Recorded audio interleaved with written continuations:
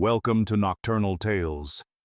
Tonight we travel to Lisbon, to a city that looks sunlit and peaceful from the Tagus, while quietly rehearsing for blood.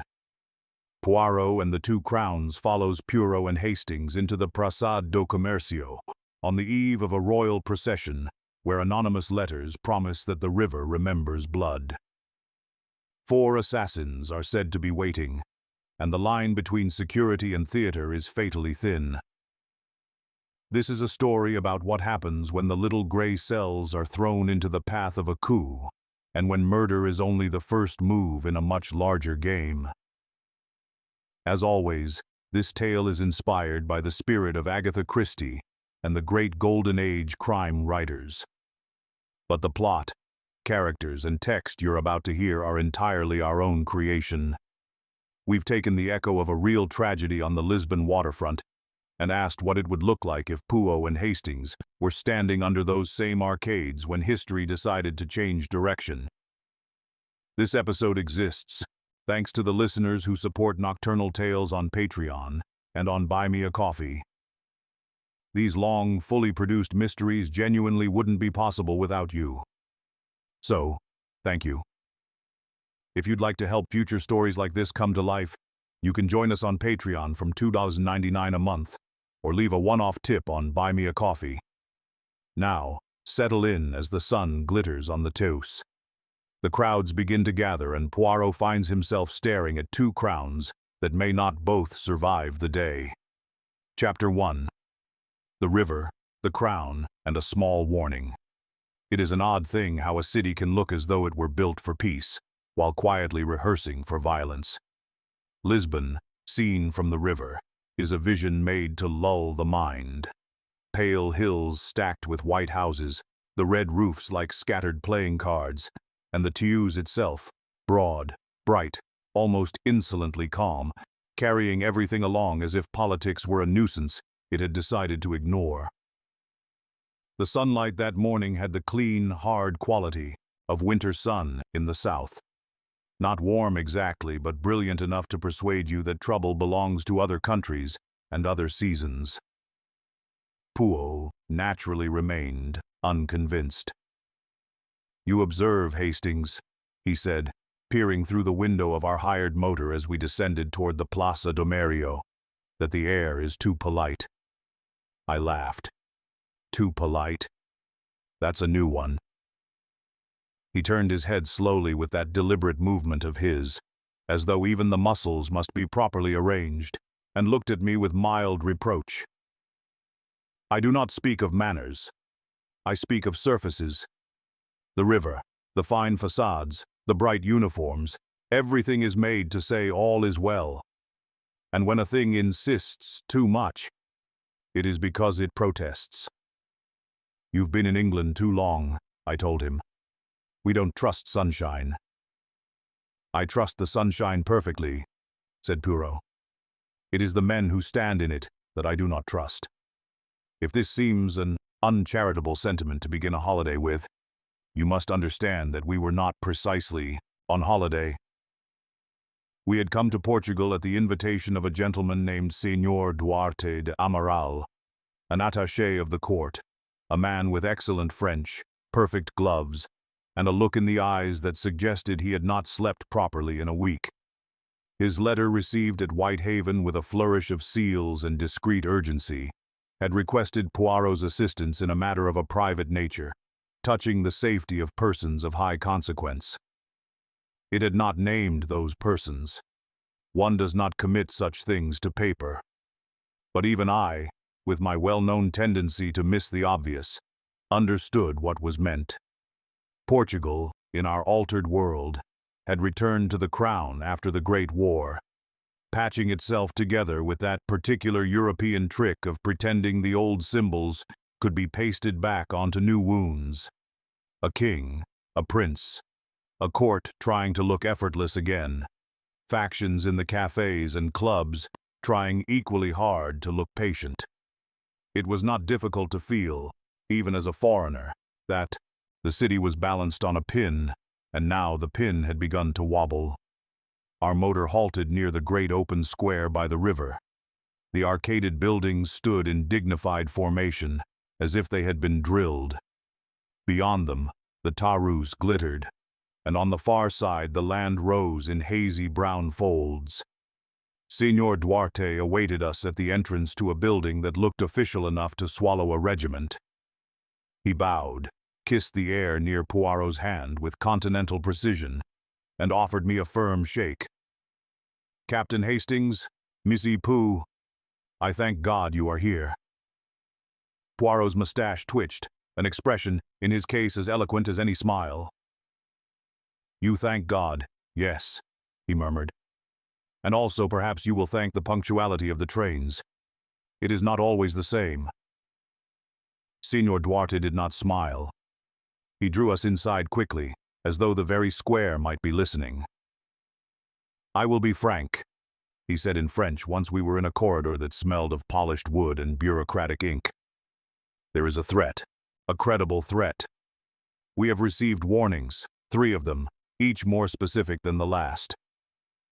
Poirot removed his hat with fastidious care. "And the police?" Signor Duarte hesitated just long enough to tell me everything. "The police are divided. The army is attentive. The government is attempting calm. You understand, monsieur? The word loyalty is spoken very often here and very loudly. That is usually a sign it has begun to weaken." Poirot's eyes narrowed slightly. "To whom is the threat directed?" Signor Duarte looked left and right, though there was no one within 10 paces. "To His Majesty and to the Prince." I felt for a moment that slight tightening behind the ribs one gets before bad news becomes a fact. Poirot, on the other hand, merely inclined his head as if we were discussing the possibility of rain. "And the nature of these warnings?" he asked. Signor Duarte produced an envelope from his inner pocket. It was plain, but the hand that held it was not. Poirot took it, opened it with the delicacy of a surgeon, and drew out 3 folded sheets. He read them silently. I watched his face, which at first remained composed. Then, very faintly, a displeasure settled over his features. Not surprise, but something closer to irritation, like a man discovering that a room he has just arranged has been disturbed. He handed the papers to me. The first was brief, a printed sentence cut from a newspaper and pasted onto a card. "The river remembers blood." The second was longer, typed, and signed with nothing at all. "On the day of the procession, the crown will be cut in 2. The father will fall, the son will follow, the city will become itself again." The third was worst of all because it was practical. "Terrero depart, noon. 2 shots for the king, 3 for the prince. Do not waste men looking for 1 assassin. There will be 4. I lowered the page slowly. "Good Lord," I said in English, because it came out before I could stop it. Poirot's eyes moved calm as ever to Signor Duarte. "You have shown these to whom?" "To no one outside the household," said Duarte. "To the king's secretary, to the commander of the guard, and now to you." "And the decision?" Poirot asked. Signor Duarte swallowed. "His Majesty will not cancel. He believes, he insists that if he cancels, he admits fear. He says the crown must be seen always." Poirot nodded once. "Ah, he is courageous." "Or proud," I muttered. Poirot glanced at me. "Often the same suit, Hastings. Only the buttons change." Signor Duarte leaned in. "Monsieur Poirot, tell me what to do. You are famous for seeing what others cannot." Poirot folded the papers neatly and returned them to the envelope. "We will do what must always be done," he said. "We will begin at the beginning. Who sent these? Who benefits? Who has the access? And who has the vanity to describe his crime in advance, as if it were theater?" Duarte's mouth tightened. "The Republicans. The Republicans," Poirot repeated politely as though tasting the word. "Yes, and also the Royalists, and also the men who sell weapons, and also the men who sell newspapers, and also the men who wish to be remembered. There are many who like an explosion, because it throws the dust into the air and hides their hands. We were shown, after a series of guarded doors and murmured passwords, into a smaller room with a view down toward the river. 2 soldiers stood like carved figures by the entrance. A third sat at a desk, pretending to read, but watching us with the careful indifference of a man who would not be surprised by murder. Poirot moved at once to the window and stood there, looking out at the square below. From this height, the Praça do Comércio looked like a stage. People crossed it in small clusters. A policeman strolled at ease. 2 women with baskets paused to talk. Beyond, the river shone like a blade. "You see," Poirot said softly, "how simple it is, Hastings. A wide open space, many lines of sight, many exits, and the most important men in the country will pass through it as if they were only going to church." I tried for once to be helpful rather than decorative. "But if we know the place and the time, Terreiro do Passo, surely the guard can be doubled." The route changed. Poirot shook his head. "You are English, mon ami. You believe in arrangements. Here the route is not merely a route, it is a symbol. The king will not change it because the meaning of the route is the very thing the assassin wishes to destroy." There was a knock at the door.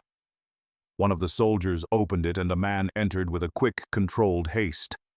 Neat, dark-haired early 30s with the look of an official who has been forced into heroics by other people's decisions. "Senor Secretary," Duarte murmured and bowed. The man's gaze flicked to Pooh and then to me. "Monsieur Poirot," he said in French. "Captain Hastings, I am Almeida, Secretary to His Majesty. I am told you have come because you believe you can prevent what we cannot." Poirot's expression remained pleasant, but I knew him well enough to see that he was measuring. The man, as a Tor, measures cloth. "I have come," Poirot said, "because if there is to be a tragedy, I prefer not to applaud it." Almeida's jaw tightened. He was a man who did not enjoy foreign wit at a time like this. "You will attend the procession," Almeida said. "You will be near the royal party discreetly." Poirot's eyebrows lifted. "Near enough to be shot, perhaps." Almeida's eyes did not flinch. "Near enough to see." Poirot's smile was faint. "Then I will do as I always do. I will see what is there and I will see what is not."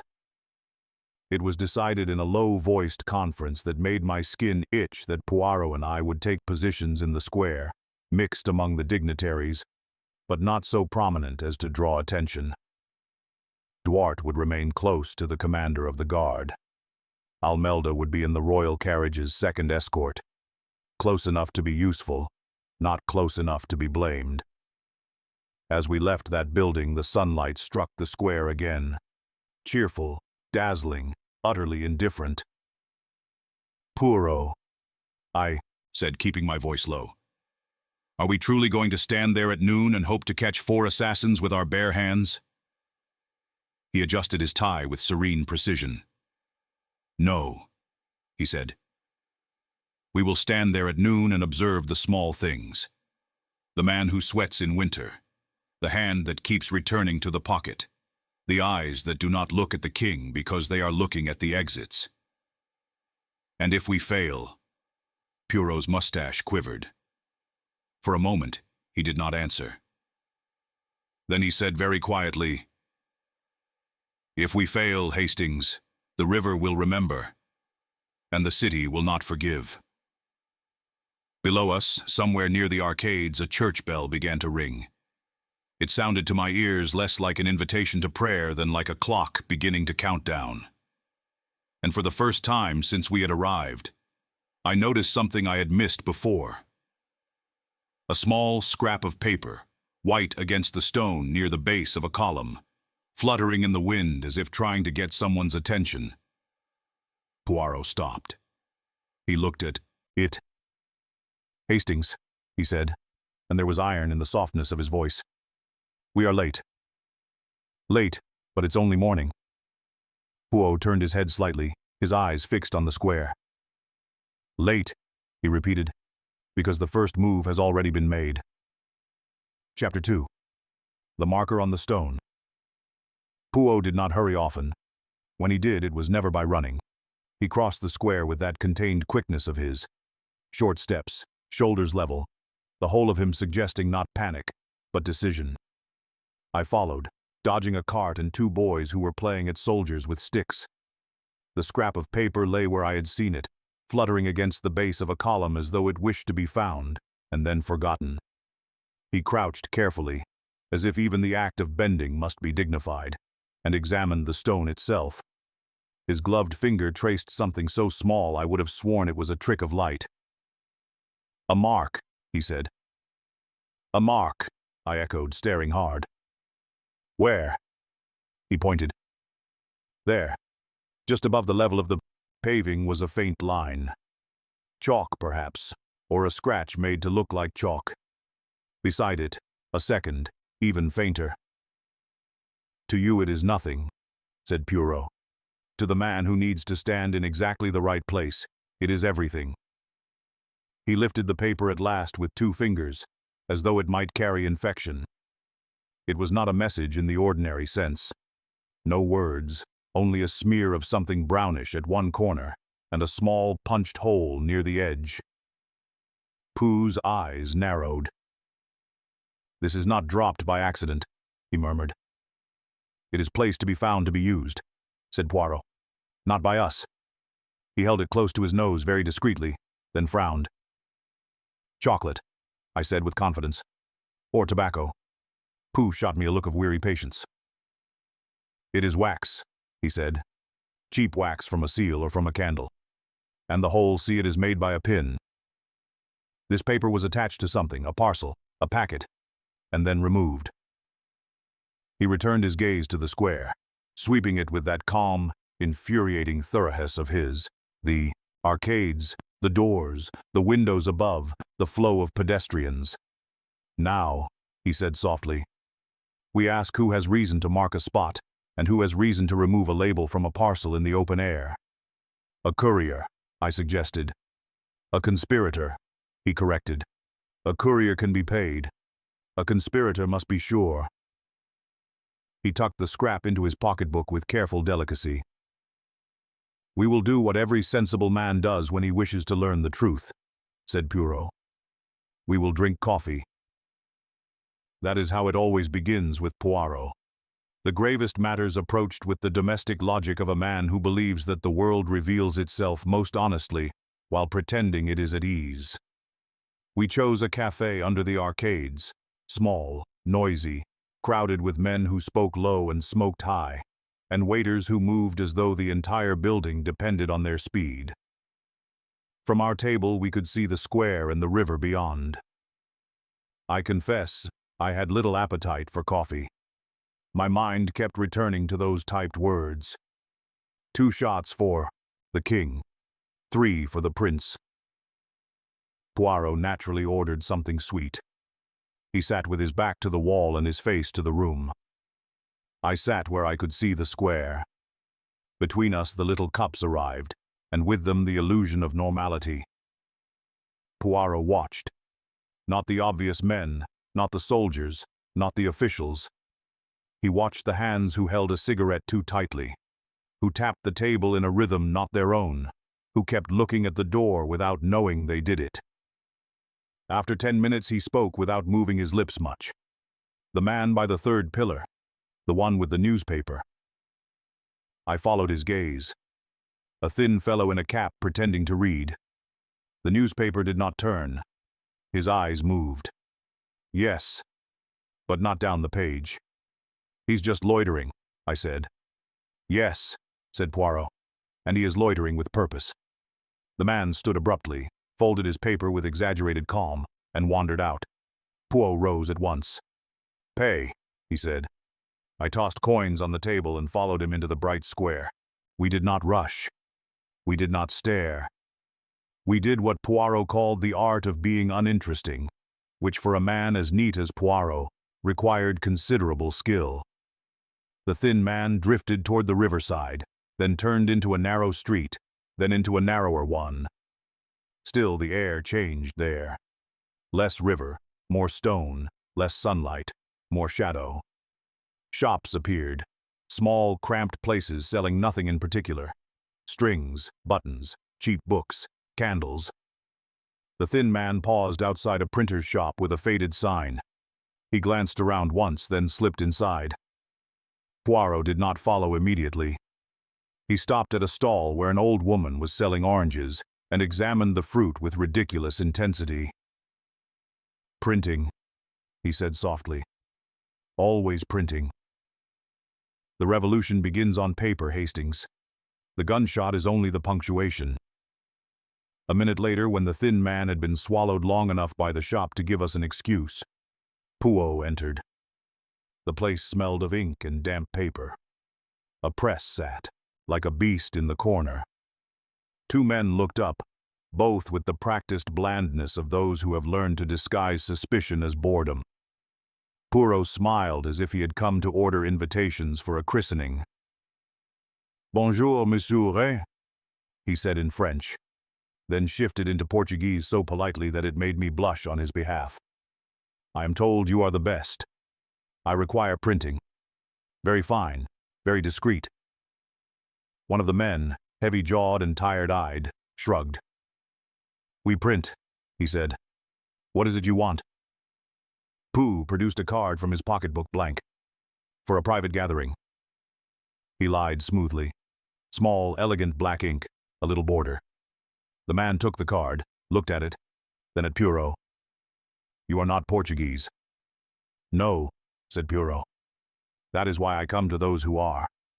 It is always better." The heavy-jawed man's eyes flicked just once to the back room. Poirot saw it. I saw it too, though I confess it was only because Poirot had taught me where to look. "I have been recommended," Poirot continued as though nothing had happened, "by Signor d'Arte de Amaral." The air in the shop changed, not dramatically.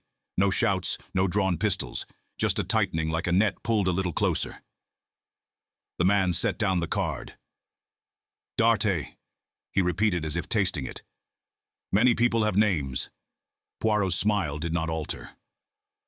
"Ah," he said. "Then perhaps I am mistaken. Perhaps I should go elsewhere." He turned as if to leave. And at that moment, from the back room a young apprentice appeared, no more than 16, with ink-stained fingers and frightened eyes. He carried a bundle of paper tied with twine. As he brushed past us, the bundle shifted and something slipped loose at the top. A small paper tag, punched with a pinhole, fell to the floor. Poirot's hand moved like a conjurer's. The tag vanished into his sleeve with such neatness that the boy did not even notice his loss. Poirot walked out at once, as if he had genuinely decided to take his business elsewhere. I followed, my heart pounding for the first time since the letters.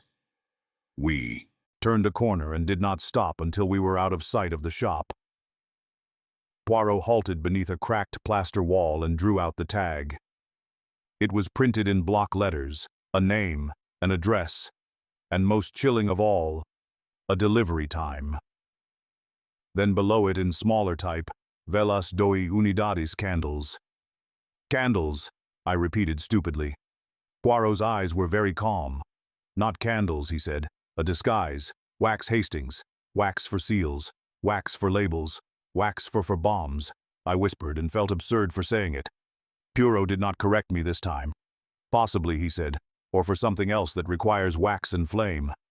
But the time, 11:15, that is before noon, before the carriage arrives. They are placing something in the square while it is still only a square." I pictured it at once, a harmless bundle carried under an arcade, a boy with ink on his fingers, a parcel set down with the indifference of routine. And later, the king, the prince, the cheering, the flags, and whatever waited in the stone and shadow. Poirot folded the tag and returned it to his pocketbook.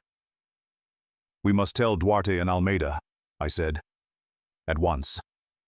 "Yes," said Poirot, "and the commander of the guard." "Yes." Pooh agreed again, but without enthusiasm. We hurried at last, truly hurried, back toward the official building by the square. Inside, the guards recognized Duarte's name and let us through after the kind of delay that exists, only to prove one has authority. We found Signor Duarte in a room that now felt less like an office and more like a sick room.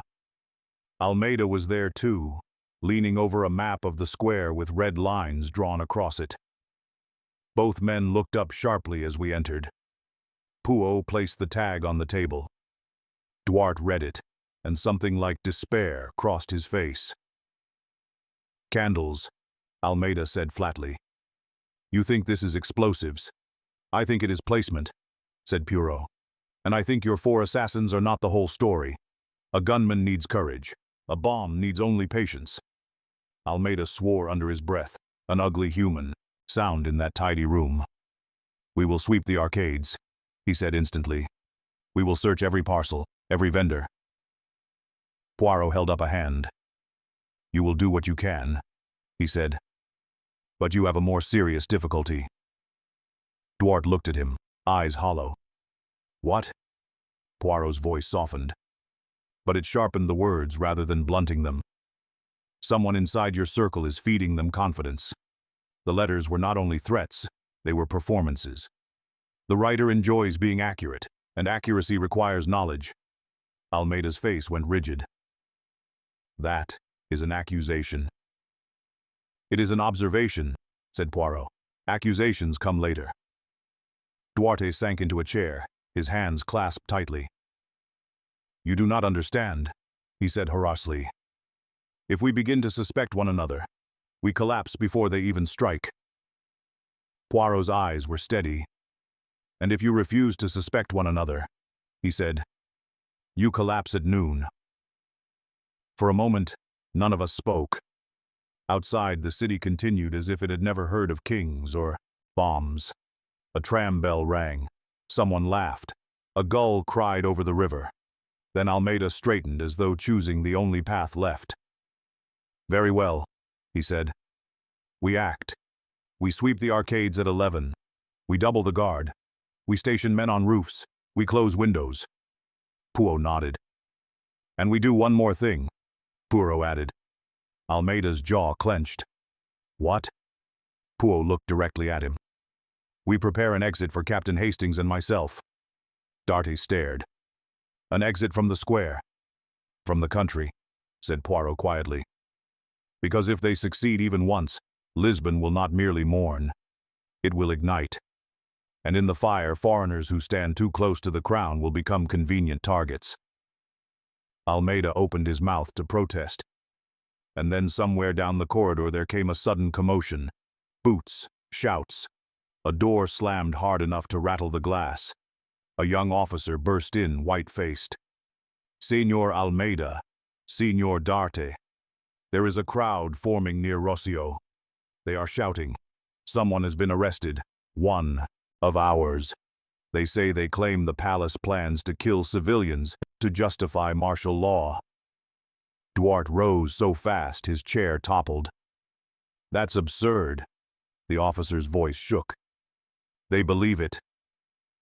Poirot did not move. He only looked at us, and in his eyes I saw something I had rarely seen there. Something like pity.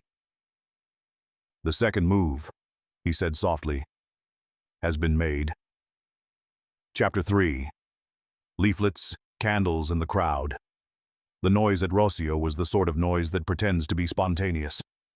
It begins with a few voices, then a few more, then the sudden miracle of 100 people all apparently arriving at the same conclusion, at the same time. A man climbs a step. Another man appears with papers. A third produces a whistle. Respectable citizens pause only for a moment. And that moment becomes a crowd. Almeida's young officer had barely finished his report when Almeida was already issuing clipped orders. Men to Rossio, men to the arcades, riders to the palace, messengers everywhere. It was the sensible response of a sensible man. Poirot watched him for a moment, then said quietly, "If you pull your strongest men away from Terrarero do Pacho, you do the work for them." Almeida's face tightened. If Rocio becomes a riot, the city will be ungovernable. It will be ungovernable anyway, Poirot replied, mild as milk. But the question is when. Duarte looked as though he might be sick. We can't ignore it, he whispered. If civilians die, Poirot nodded once. Just so. Therefore we do not ignore it. We read it. Almeida stared. Read it like a letter, said Poirot. It is only ink and timing. He turned to me. Hastings, you will come. I should like to record that at this point I protested purely on the grounds that I am a retired officer and not a particularly eager target for revolutionary bullets. In truth, I did nothing of the sort. When Poirot says you will come, one finds oneself already moving. We left Almeida to his maps and his guards and drove toward Rocio in a smaller motor. Duarte perched beside the driver like a man afraid of being seen with his own thoughts. The streets tightened as we went. Older stone, narrower lanes, balconies close enough to lean and speak across. Laundry hung between buildings like improvised banners. Men stood in doorways and watched us pass with the still flat attention of cats. Not curiosity, but appraisal. Rocio itself, broad, patented underfoot, and built with the permanent confidence of a square that has seen every kind of speech and bloodshed, was already filling. It had the unmistakable feeling of a place becoming a crowd, rather than a crowd merely occupying a place. There were shouts, yes, but not yet the sort that break glass. A woman cried out that her brother had been arrested. A man declared that the palace intended to shoot civilians to justify the bayonets. Someone started a patriotic refrain, and others joined in without knowing all the words. The cheering came in bursts, real enough to be alarming, but uneven, as though it were being prompted. Poirot did not study faces. He studied flow. Where the noise began, where it was repeated, how it traveled like a message passed along a line. Do you see, Hastings? He murmured. The crowd is angry. Yes, but it is also guided. Observe where the sound begins. Observe who repeats it. I saw very little beyond the blunt fact that there were more bodies than I liked, and that several of those bodies carried stout sticks with an air of having brought them for a purpose. Then I noticed the paper. Leaflets, dozens, were being passed hand to hand, fluttering down to the pavement, trampled, snatched up again. A boy ran through the press of people distributing them with the grim importance of a child playing soldier, but with none of a child's playfulness. Poirot caught one neatly as it spun past as though the thing had been intended for his hand. He held it up. In bold Portuguese, it accused the king of preparing to bathe the square in blood in order to secure his throne. It spoke of loyal regiments and false provocations, and it ended with a simple instruction that turned my stomach with its calm certainty. Gather at noon. Let the people be seen. Poirot's eyes moved over it once, then his nostrils flared faintly. This ink, he said softly. It is cheap. It bleeds. I glanced at the page and in my impatience dismissed it. Ink is ink. Poirot gave me the look he reserves for my most faithful stupidity. No, Hastings. Ink is always a signature. He indicated the lower edge where a thin black line had smudged as though a roller had dragged slightly. A faulty roller, he said. A printer who does not maintain his machine.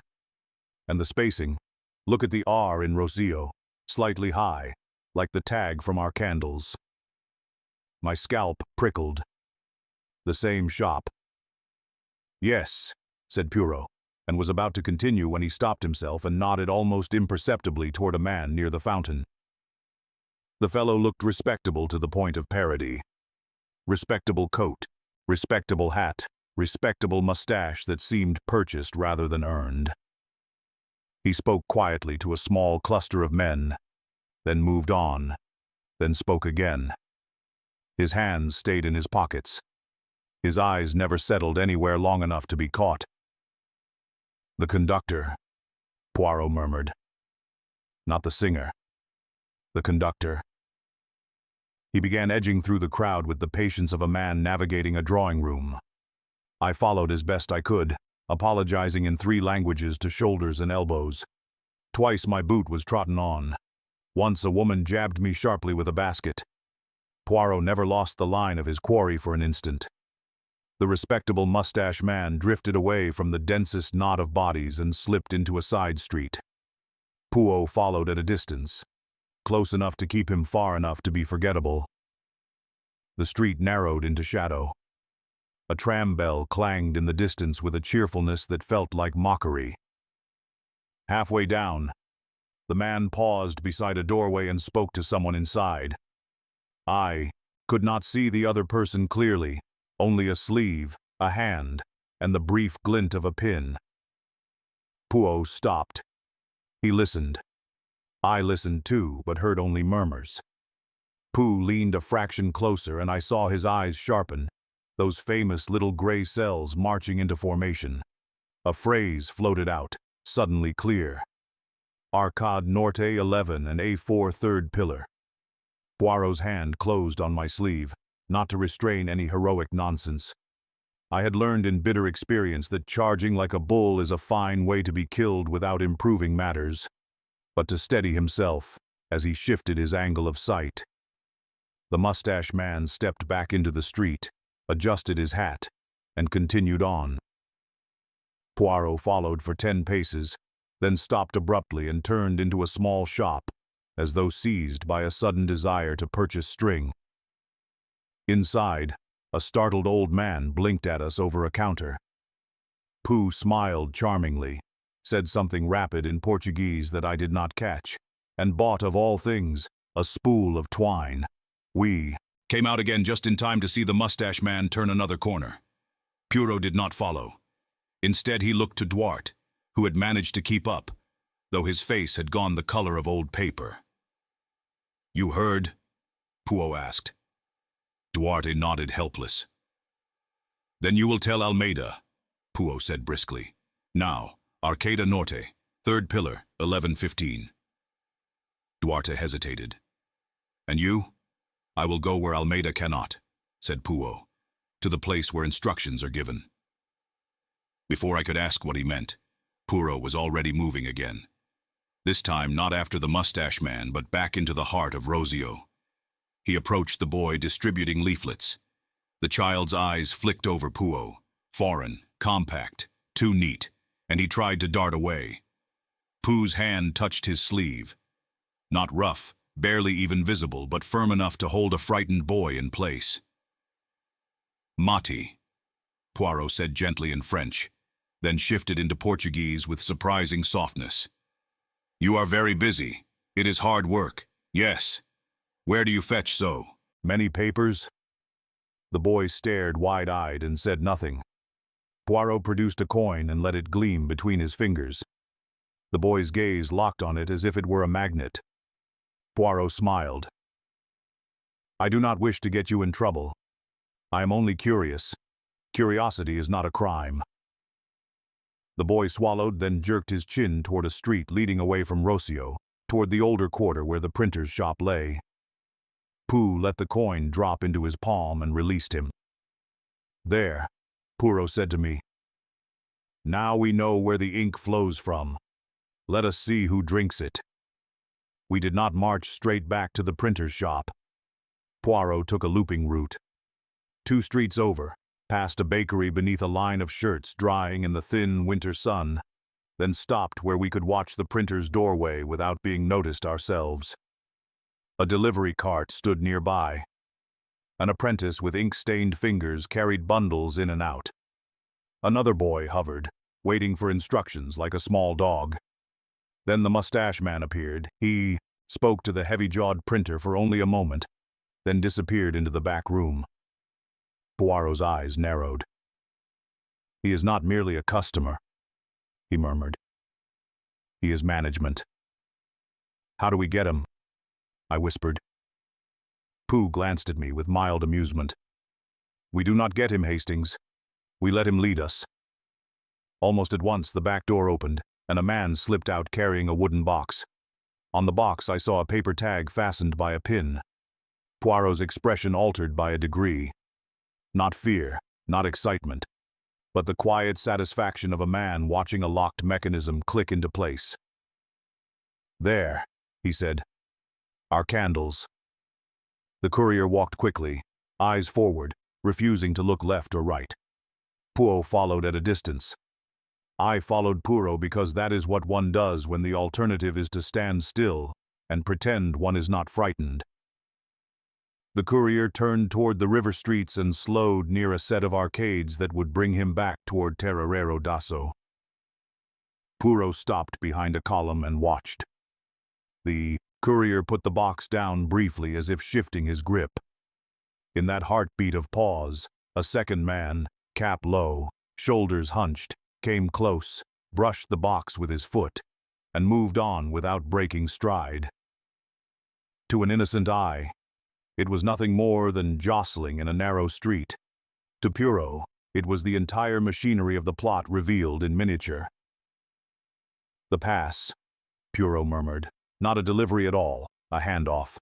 He stepped out decisively straight into the courier's path. "Pardon me," Poirot said in Portuguese, too polite to sound dangerous. "You have dropped something." The courier blinked, his eyes darted. His hand tightened on the box. Pooh's voice remained mild. "It is only a tag." The courier's breathing changed. Quick, shallow, and the decision in him snapped like a twig. He ran. I ran after him because I'm English and pride is sometimes stronger than sense. It was not dignified. I knocked into a barrel. I startled a dog. I very nearly went over my own feet. The courier was quicker than he looked. Poirot did not run at all. He simply stepped sideways as though he had known the line of flight in advance. A man in a dark coat, one of Duarte's guards, positioned earlier by Poirot with that quiet certainty of his, moved out of a doorway and blocked the courier's path. The courier skidded, tried to turn, and collided with me. We went down together in a tangle of limbs in the wooden box. Something inside clinked, not the dull thud of wax candles, but the sharp, telling chime of metal. The courier struggled wildly. I held on with more enthusiasm than technique. Poirot arrived, breathing quite normally, and knelt beside the spilled box. He lifted one of the candles. It was wax, perfectly shaped, but too light. His fingers pressed gently, and the wax gave, revealing the hollow core and nestled inside it, brass cartridges. "Ammunition," I said hoarsely, and felt my mouth go dry. Poirot nodded. "For pistols, for rifles, for whatever will speak at noon." He looked at the courier, who had gone oddly still now that the trick was exposed. "Tell me," Poirot said softly, "how many boxes like this?" The courier's lips trembled. Pooh's voice hardened by a degree. Not louder, not angrier, simply absolute. "How many?" The courier swallowed. "4." Poirot's eyes flicked to me. "4 assassins," he said quietly. "And 4 boxes, each to be collected at the arcades." He stood and turned to Duarte's guard. "Take him not to the police station, to Almeida." Now the guard hauled the courier up. I got to my feet, dusted myself by habit, and tried to reclaim my breath. Poirot was already looking past us toward the square, his gaze traveling upward to the windows and balconies lining the route like theater boxes. "What now?" I managed. Poirot did not answer at once. Then very quietly he said, "Now we learn whether the candles are the crime or only the distraction." A bell began to ring in the distance, closer and heavier than Rossio's, the sound of a city approaching noon. Poirot's eyes sharpened. "Come, Hastings," he said. "If we are to save 2 lives, we must arrive at the moment when everyone else believes the danger has already been handled." As we moved back toward Terrero d'Asso, fast, now purposeful, I caught sight on the edge of the street of a fresh chalk mark on the stone, pale against the paving. It had not been there before. It had been placed while we were away by someone who knew exactly where the king would pass. If you've stayed with us this far, you're our kind of listener. And if you'd like more of these mysteries without waiting, there is a private door you can step through.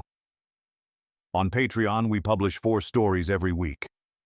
Here on YouTube, you receive 2, and they arrive a couple of days later. So, while this case unfolds here, our patrons are already ahead, already turning the next page, already stepping into the next drawing room, the next corridor, the next locked door. And because Patreon receives double the weekly stories, not every case ever leaves that private archive. Some mysteries are kept Patreon exclusive, filed away where only members can hear them. If you've missed them, 3 recent examples are waiting behind that door. Miss Marple and the Holly Wreath Murder. A Christmas house party where the holly itself becomes a warning and goodwill is used as camouflage. Poirot. The Christmas Eve Silence. A London tobacconist. A scene staged to look simple and a silence that was purchased for a reason. Veronica Lakewood. New Year's Eve.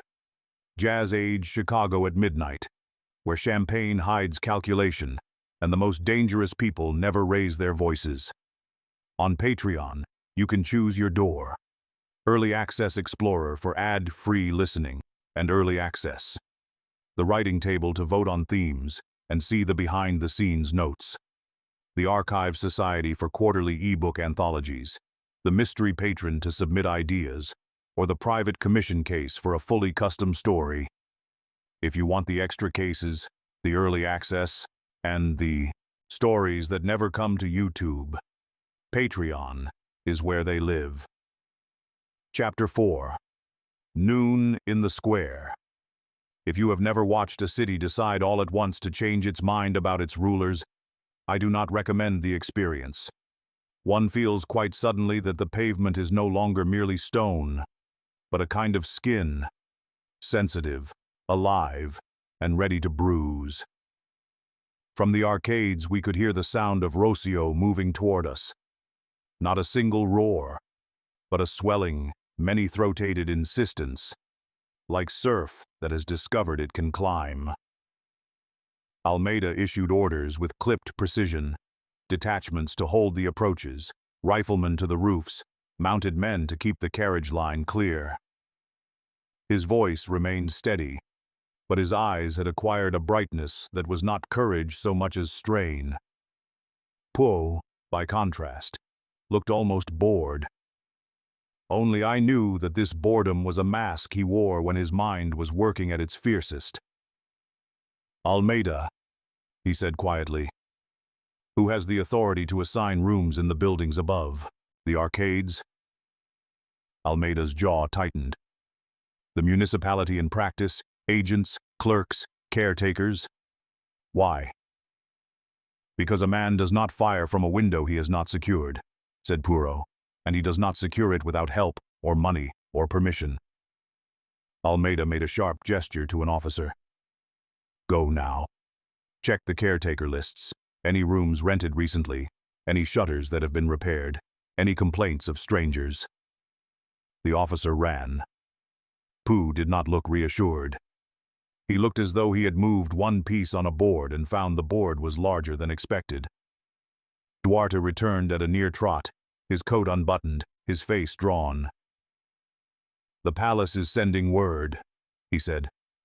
"His Majesty departs within minutes. They will not delay." Almeida swore under his breath. They should be in an armored coach and they should go by the back streets. Duarte gave a bleak shake of the head. "The king refuses. The prince is with him." Poirot's mustache twitched in that tiny private way of his. "Then we will do what we can with what we are given." He turned to me. "Hastings, you will stay on the edge of the square, not under the windows, not close to the carriage, close enough to see, far enough to breathe." "I don't like breathing when you talk like that," I muttered. Poirot's eyes held mine. "You will do as I ask." It was not a request. It was the tone he used when he had already accepted the worst, and was trying at least to save what could still be saved. Before I could answer, a fresh commotion broke near the far end of the arcade. A small group of municipal men, led by the very officer Almeida had dispatched, came hurrying toward us. One of them carried a ring of keys so large it might have belonged to a jailer. Almeida seized him. Well, the municipal man spoke rapidly in Portuguese. Duarte translated, his voice thin with disbelief. 2 rooms rented last week, paid in cash. A French name, perhaps false. The caretaker thought it was an artist, a photographer. They insisted on the best view of the square. Poirot nodded once as if hearing the final note of a tune he already knew. "Show me," he said. Almeida hesitated. "You cannot." "I can," Poirot cut in softly. "Because you have minutes, and your men will do exactly what they are trained to do. They will search for weapons. I will search for the mind." Almeida's nostrils flared, but he waved a hand. "Take 2 guards quickly." We moved into the stairwell entrance I had used earlier. The same damp stone smell, the same narrow ascent. But now there were boots behind us, and a sense that the building itself was listening. On the landing, the caretaker fumbled with keys, his hands shaking. Poirot leaned close. "Did your photographer bring equipment?" Yes, the man whispered. "A heavy case tripod. He paid extra for quiet, and he asked about the procession." Poirot's voice was almost kind. The caretaker swallowed. Only the time. The exact time." Poirot nodded. "Of course." The key turned. The door opened. The room beyond was bare enough to be plausible. A table, 2 chairs, a cloth draped over something near the window, a camera case in the corner. Sunlight cut through the slats of the shutters in bright stripes. Dust floated in the beam. It looked at first glance like nothing. Then Poirot crossed the room and lifted the cloth. Beneath it was not a camera at all, but a small, ugly contraption of metal and wood, a rifle rigged with a rest and a crude sighting device aligned precisely to the window gap. Almeida's guard drew in breath sharply. Madre Deus did not touch the weapon. He simply examined the floor near the window. There, faint but unmistakable, was chalk dust, the same pale residue as the marks below. "A geometry," Poirot murmured. "They did not mark the ground for the courier. They marked it for the bullet." He stepped to the camera case and opened it with a practiced hand. Inside were plates and lenses, yes, but also a false bottom. He lifted it and revealed a small box containing cartridges of a different sort than the ones we had seized. Longer, heavier, meant for a rifle rather than a pistol. Almeida's face went hard. "We found the nest. Good. We remove it. We win." Pooh looked up at him. "No," he said softly. "Now we discover if the bird has already flown." He moved to the window and peered through the narrow opening between shutter and frame. From there the square lay exposed like a diagram.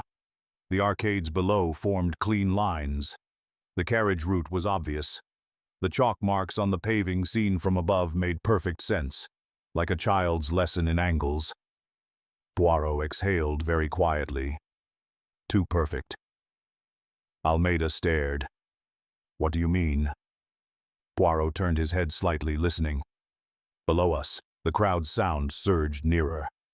Somewhere in the distance, a cheer went up, sharp, sudden. "They are arriving," Duarte said hoarsely. Poirot closed the camera case with a decisive click. "We go down now." We descended faster than dignity would normally allow. At the bottom, the square had changed again in our absence. The approaches were clogged with bodies, banners and leaflets fluttered. The guards were now less aligned than a series of human dams. And above it all, like the first crack of thunder, came the noise of the crowd receiving its moment. The royal carriage entered the Praça do Maio at last. It was a handsome thing. Polished, dark body, bright fittings, escorting horsemen, the sort of vehicle built to reassure a nation that order exists.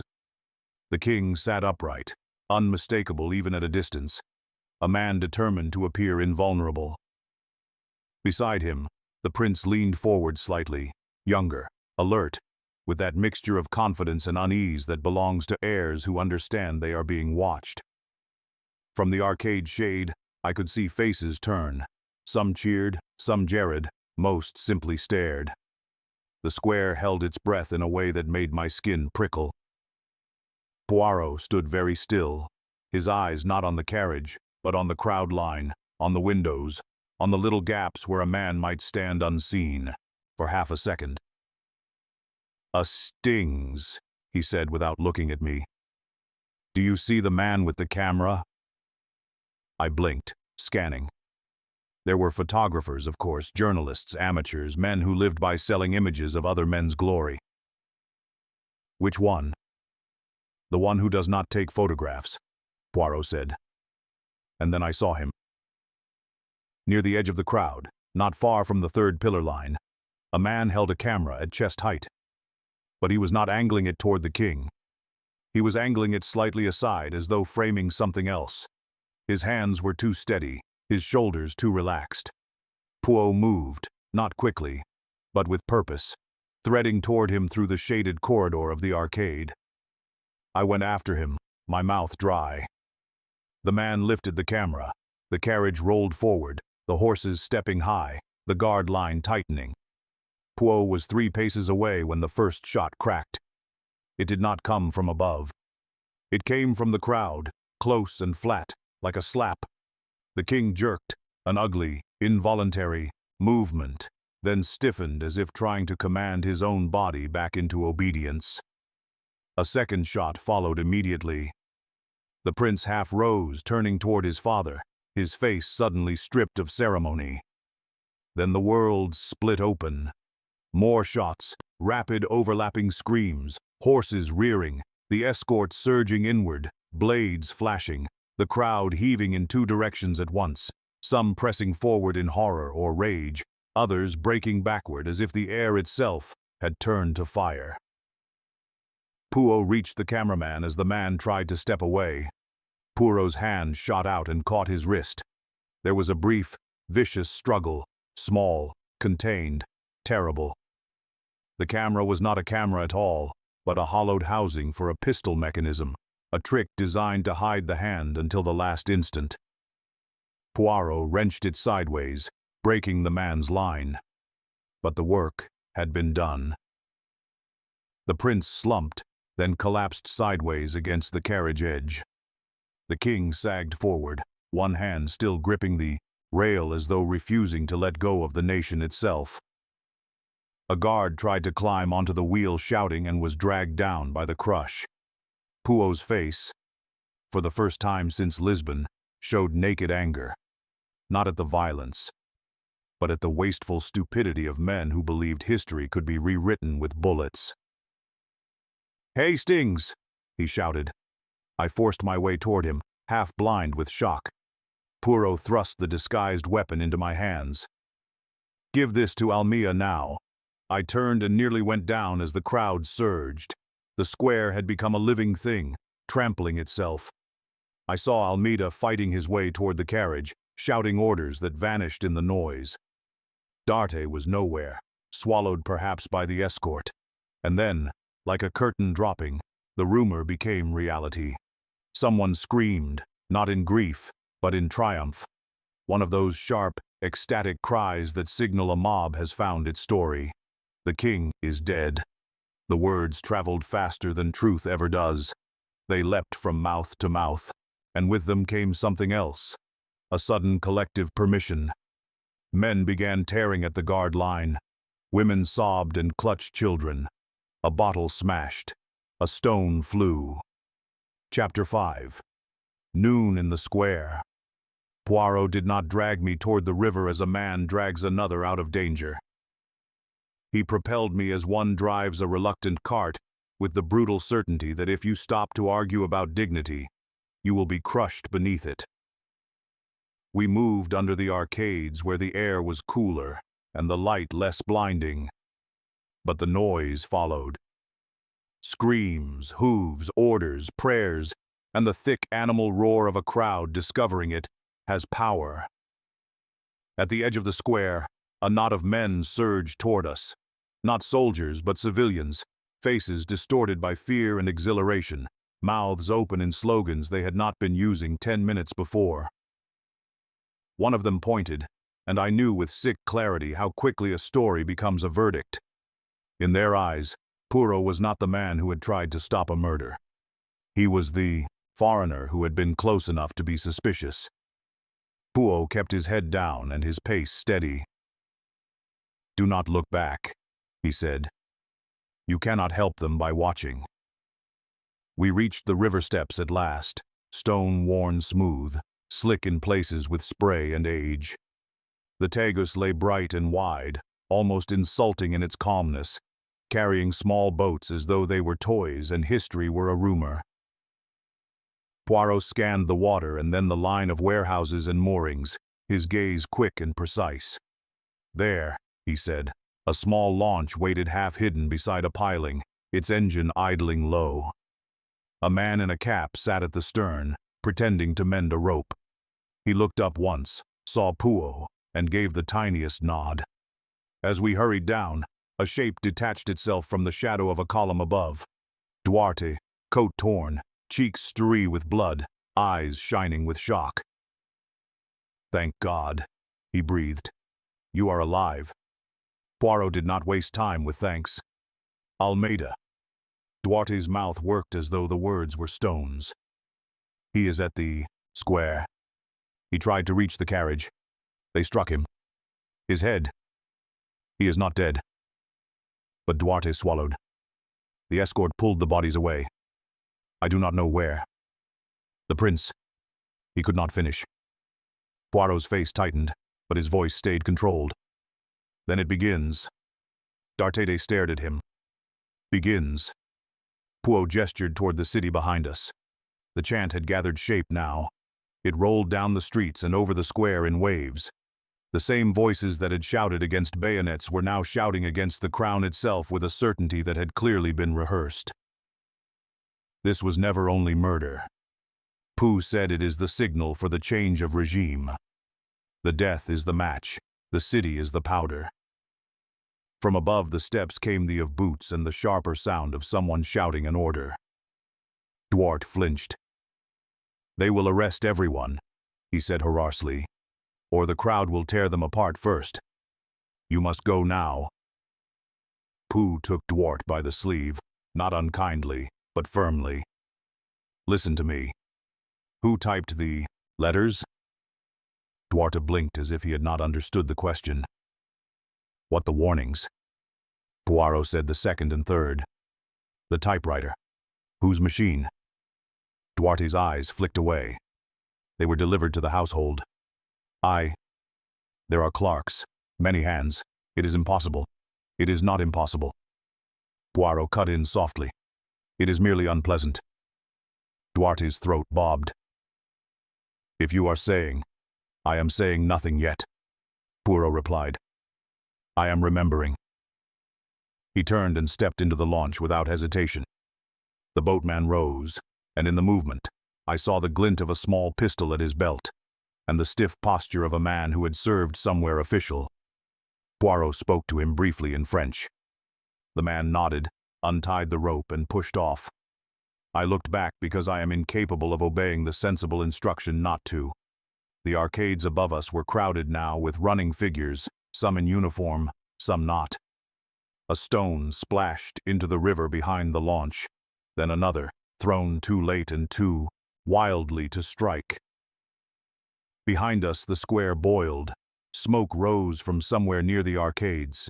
Perhaps a flare, perhaps something worse. The chant thickened, and with it came a sound I had never heard in England, outside of a battlefield. The sudden, irregular crack of rifles fired without formation. Poirot sat very still, his hands resting on his knees, his eyes fixed not on the city, but on the line of rooftops, as though he were reading them like a map. Where are we going? I asked. The South Bank first, said Poirot. Then to the train, then out. Dates stared at him. Spain. Spain. Poirot agreed. And then wherever the world still pretends it is stable. A shout rose from the waterfront as we passed.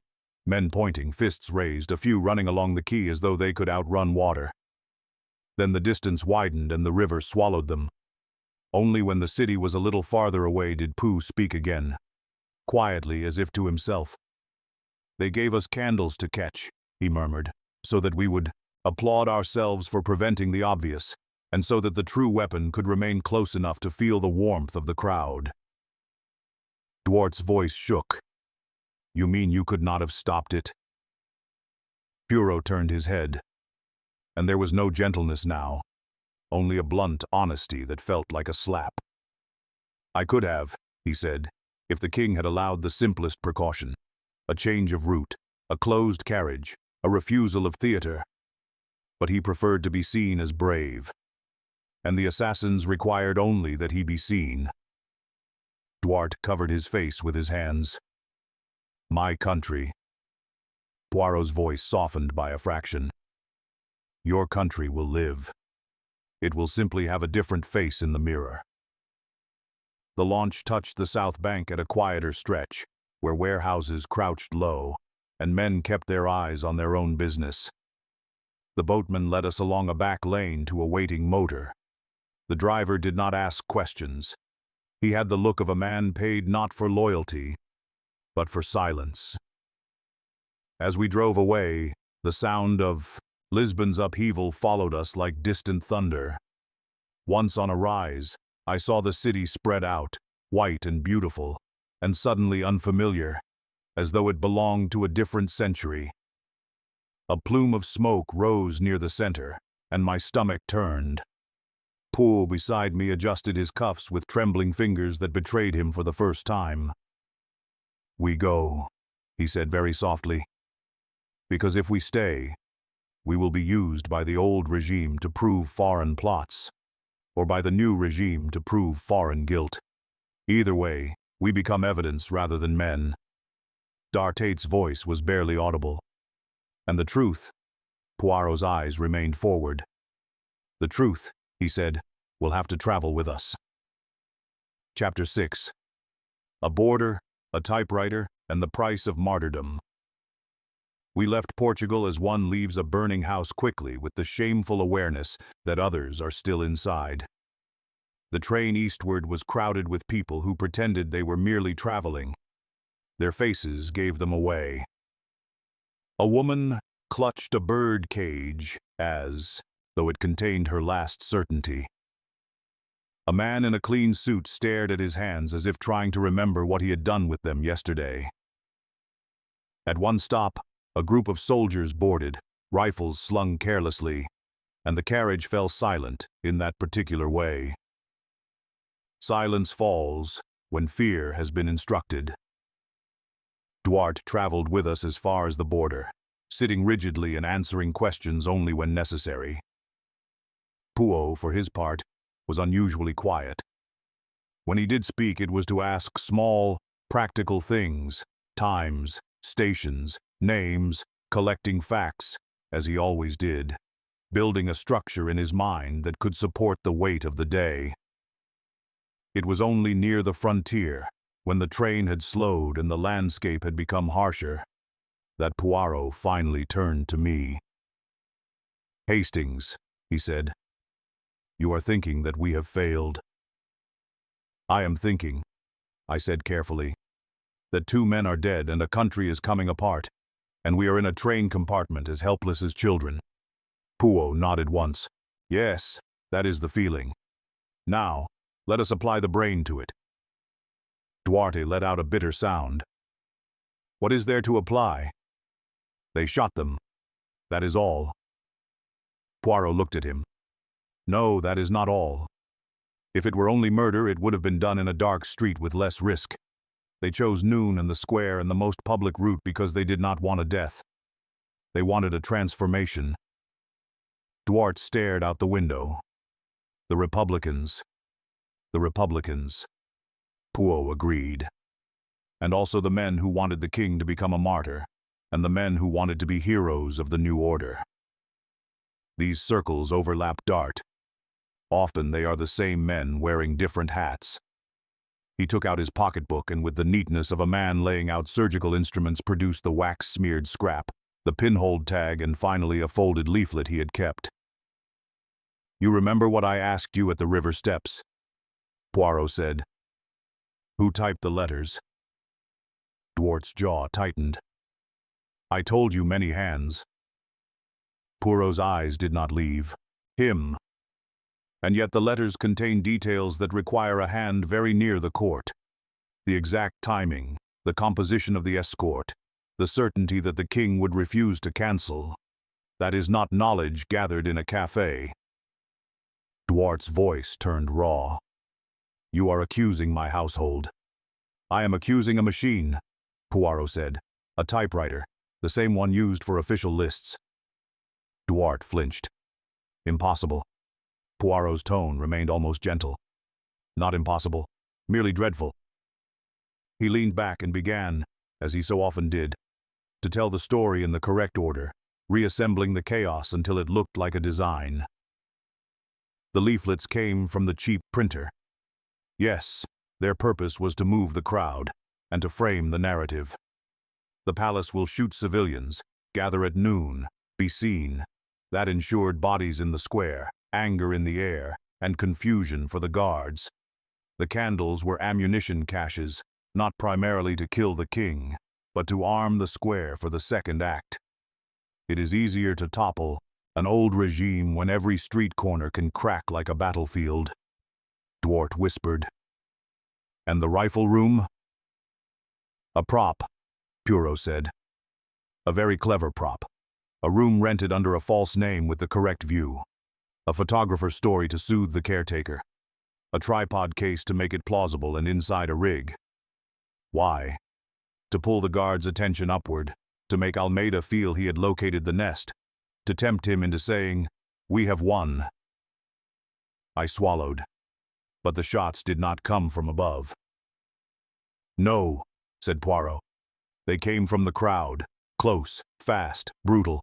A pistol disguised in a camera housing so that the hand was hidden until the last instant. The chalk marks aligned the killer's position and the carriage's pause.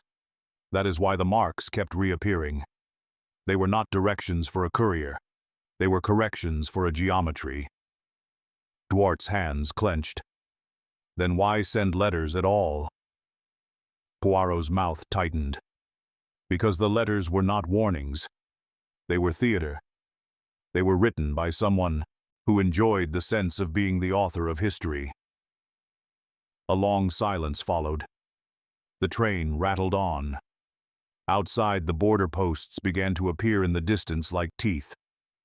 Then Poirot said the thing that even now makes my skin go cold. The man who typed the letters did not necessarily pull the trigger, but he ensured the trigger would be pulled at the right moment and with the correct protection. Dottie's voice was hoarse. "Who?" Poirot did not answer immediately. He looked at the leaflet again, then at the tag, then at the wax smear. "The wax," he said softly, almost to himself. "Cheap wax. A seal, yes. And in your office, Dwart, who seals the outgoing dispatches? Who handles the municipal permissions? Who knows which caretaker can be persuaded, which clear can be bribed, which guard can be moved with a whisper?" Dart's eyes widened slowly, as though something in his mind were trying to refuse what it already knew. Poirot said it plainly. "Your deputy secretary, Signor Pimentel." Duarte made a strangled sound. "Pimentel? No, he is loyal. He has served the court 10 years. Poirot's gaze was steady. "Yes. And he is the man who would be trusted with the typewriter, the seals, the lists, the quiet errands. He is also the man who would not be watched because everyone assumes that the traitor must be dramatic. They always imagine a conspirator as a romantic, but the true conspirator is often a clear." Dartat's face drained of color. "You have no proof." Poirot nodded. Not the sort that survives a revolution. The new regime will not care. The old regime is dead. Justice has become a luxury item. He leaned forward. But you can test it if you live long enough to return. Ask for the typewriter ribbons. Compare the spacing of the letters, especially the R. Look for the faulty roller line. Ask who approved the room rental. Ask who knew the route would not change. And then watch what Pimientel does when you ask. The guilty man will not argue. He will vanish. Dwart stared at his hands, as if they no longer belonged to him. If you are right, then I brought you here for nothing. Poirot's voice softened, but it did not comfort. You brought me because you wished to do the correct thing. That is not a crime. Your error was the old one, believing that loyalty is equality rather than a disguise. The train slowed. We had reached the border station. Soldiers in a different uniform moved along the platform. Papers were demanded. Names were checked. For a moment it seemed absurd that bureaucracy should survive when kingdoms do not. Our documents arranged as Poirot had insisted before the procession held. Duarte's did as well, though he looked like a man walking in a dream. When at last we were through, and the train lurched forward into Spain, Duarte let out a long breath and turned to Poirot. What will you do now? Poirot looked out of the window at the dry ground and the hard light. What I always do, he said quietly. I will remember. And when memory can be used without killing the wrong people, I will speak. Duarte nodded once as though accepting a sentence. I will go back. You may die, I said bluntly. Duarte's mouth tightened. Yes. Poirot watched him for a moment. Then very softly he said, If you go back, do not try to be brave. Bravery is how kings get killed. Be cautious. Be boring. Be alive. At the next stop, Duarte left us, stepping down onto the platform with the air of a man walking toward his own funeral. The train moved on and carried him out of sight. For a time, Poirot said nothing. Then he reached into his pocket and with a faint tremor, straightened the corner of his handkerchief, as though restoring order to something he could still control. Hastings, he said at last. You see now why I dislike theater. I stared at the passing landscape, feeling older than I had been that morning. Yes, I said, because the audience always pays whether they wanted a ticket or not. Poirot's mustache twitched, not with amusement, but with a kind of weary approval. Exactly, he said. And today, my friend, Portugal paid for a performance it did not write. We traveled on toward safety, if safety is the right word for any place after you have watched history crack like glass. Behind us, the Teus continued to flow, bright and indifferent, and the city by the river began learning a new name for itself. Some of you have asked if there's another way to support us right now. There is one we'd like to share, and it's something my wife and I created together. Alongside Nocturnal Tales, we wrote a children's book called Sherlock Paws and the Diamond of the Nile, available on Amazon. It's a classic detective story reimagined for younger readers with one important twist. Sherlock Holmes is a dog. In this story, Sherlock Poirot and his loyal companion, Dr. Spot, set off on an adventure to Egypt, where a valuable diamond has vanished. With noses twitching and tails wagging, they rely on observation, logic, and attention to detail to uncover the truth. It's a mystery full of friendship, travel, and discovery. Adventurous, but always warm and age-appropriate. The goal of the book is simple, to introduce children to detective thinking in a way that feels playful and engaging. Instead of noise and spectacle, the story rewards curiosity. Children are encouraged to notice clues, think things through, and enjoy how small details matter, just as they do in classic mysteries. If you have children, grandchildren, nieces, nephews, or young readers in your family, This is a story we genuinely believe they might enjoy. And if you're looking for a way to support our work during this difficult period, purchasing the book helps us directly while giving something tangible, thoughtful, and fun in return. As always, there's no obligation. We simply wanted to share something we made together with the same care we put into everything else. The link is in the description. And thank you truly for being here. Epilogue. A note on the true history. Dear friends, before we close this file, a brief word on what truly happened in Lisbon and what we deliberately moved, reshaped, and dramatized for our story. In real history, the event that inspired our Two Crowns tragedy is the Lisbon Riocide. On 1st February 1908 in Terreiro do Pacho, today's Praça do Ocio, King Carlos I of Portugal and his heir Prince Luís Felipe were shot in public as the royal party crossed the square by the Taros. The attack is most often associated with Alfredo Luís de Costa and Manuel Buissa, linked to revolutionary Republican networks. Queen Amilé and the young Infante Manuel survived, and Manuel became King Manuel II. The monarchy did not fall that same day, but it never recovered its footing. In October 1910, the 5th of October Revolution overthrew the Portuguese monarchy and proclaimed the Republic, and Manuel II fled into exile in England. Our tale shifts the timing into the early 1920s and places Hastings in the path of the shockwave. Not because we wish to improve history, but because it lets us ask a harder question than who fired.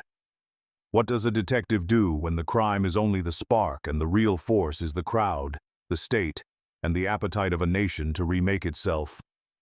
In that kind of storm, the neat solution, the satisfying culprit, the tidy arrest is rarely the truth.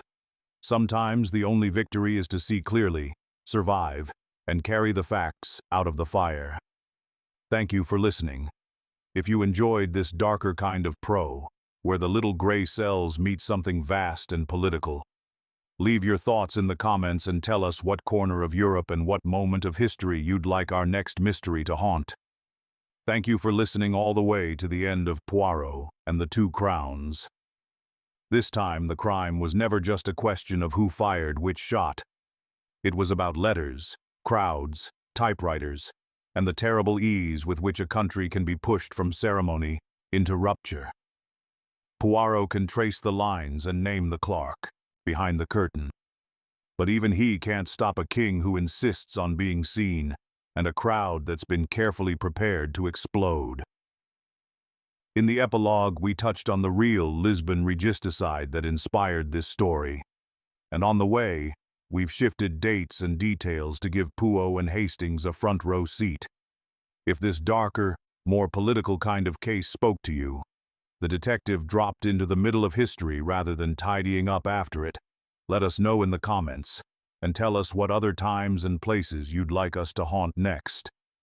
If you'd like to help keep these long mysteries coming, we do have a Patreon where we can dive deeper into this world, and a Buy Me a Coffee page if you prefer a one-off tip when a particular story hits home.